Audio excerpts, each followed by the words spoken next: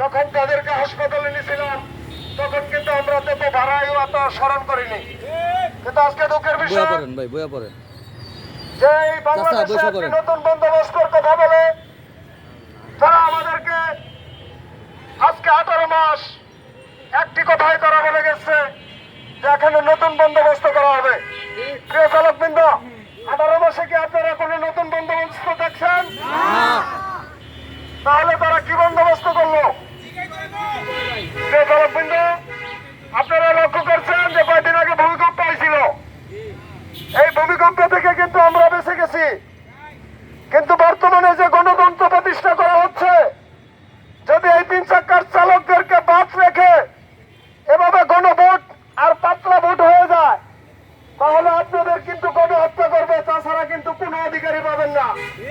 কারণ কোন রাজনৈতিক নেতারা কিন্তু আপনাদের কথা বলছে না। তাই চালকবৃন্দ, আমরা অধিকারের জন্য রাজপথে আন্দোলন করি। দীর্ঘদিন আপনাদেরকে এই জায়গায় আনা হয়েছে, বিভিন্ন আলোচনা করা হয়েছে। আমরা কিন্তু কোনোদিন ভোট চাইনি।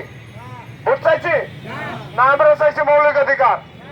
সামনে যেহেতু ভোটের অধিকার প্রতিষ্ঠা করার জন্য রাজনীতিবিদরা উঠে পড়ে লেগেছে, তখন আমরা শ্রমিক আমাদের মৌলিক অধিকার নিশ্চিত না করে কোন ভোটের দিকে আমরা যাব না। কি বলেন?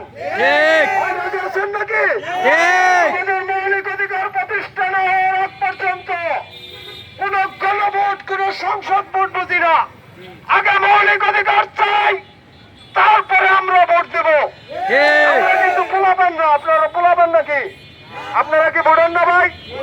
আপনারা যে ভোটার, এটা দক্ষিণ সিটি কর্পোরেশনের সিকিউরিটি রয়েছে। আজকে আপনারা নাগরিক অধিকারের জন্য দক্ষিণ সিটিতে আপনাদের ডকুমেন্ট প্রয়োগ করে আসছেন, তাহলে আপনারা এই দেশের মৌলিক অধিকার ছাড়া কোনো ভোটের অধিকারের দিকে যাবেন না। এই মৌলিক অধিকার আদায় করার জন্য এই রিক্সা চালকদের 10 দফা দাবি নিয়ে আগামীতে আমরা রাজপথে কর্মসূচি দেব। এই কর্মসূচি আমাদের প্রতিনিধি মোহাম্মদ রফিক এবং মুর্শেদ ভাইয়ের মাধ্যমে আপনারা তাদের ডাকে সাড়া দিবেন।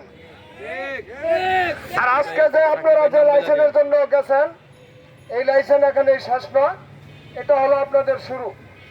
এই লাইসেন্সের ভিতরে অনেক সুবিধা আসবে, আপনারা সব নাগরিক সুবিধা পাবেন, এবং কি 4 থেকে 5 দিনের মধ্যে প্রশিক্ষণে যাবেন, ওখানে আপনাদেরকে কিছু টাকাও দেওয়া হবে। কথা বুঝছেন? তা আপনারা এটাতেই ভুলে যাবেন না। রফিক ভাই, মুর্শিদ ভাইদের দিকে খেয়াল রাখবেন।